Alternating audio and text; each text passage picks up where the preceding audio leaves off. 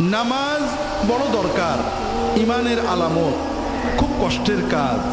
রোজা কষ্টের কাজ, যাকাত দেওয়া, নিজের হালাল উপার্জনের টাকা মানুষকে দিয়ে দেওয়া খুবই কষ্টের কাজ।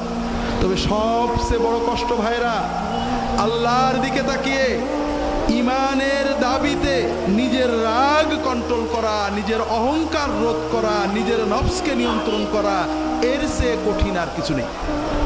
কথা বুঝতে পারেননি?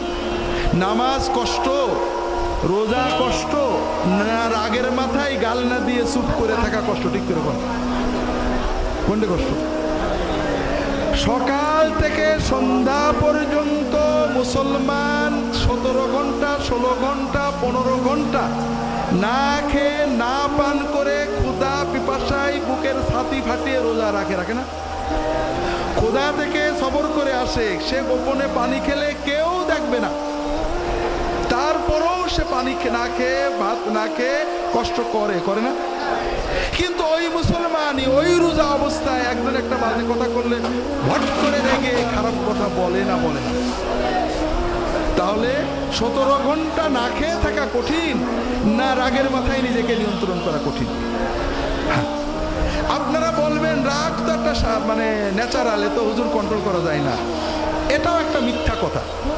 আপনি প্রচন্ড রেগেছেন, একজন রিক্সাওয়ালা আপনার পায়ের উপর চাকা তুলে দিয়েছে বা আপনার জামা ছিঁড়ে দিয়েছে, একজন গরিব মানুষ বাজে কথা বলেছে, একটা ফকির আপনার ধাক্কা দিয়েছে, আপনি যাচ্ছিলেন মসজিদ থেকে বেরিয়ে একটা ফকির জামা ধরে টান দিয়েছে, আপনি রেগে চোখ লাল করে তাকিয়েছেন, ঘুষি দেবেন বা রাগ করবেন।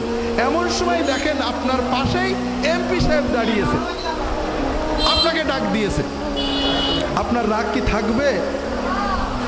তাহলে এমপিকে দেখার কারণে আপনার রাগটা চলে গেল, ঠিক না? আপনি ঘরে বউয়ের সাথে অথবা আপনার বউ স্বামীর সাথে ঝগড়া করছে, রাগ একেবারে চোখ লাল হয়ে গেছে প্রচন্ড। এমন সময় দেখেন ঠক ঠক করে দরজায় কেউ কি করছে, ঠক ঠক করছে, নক করছে।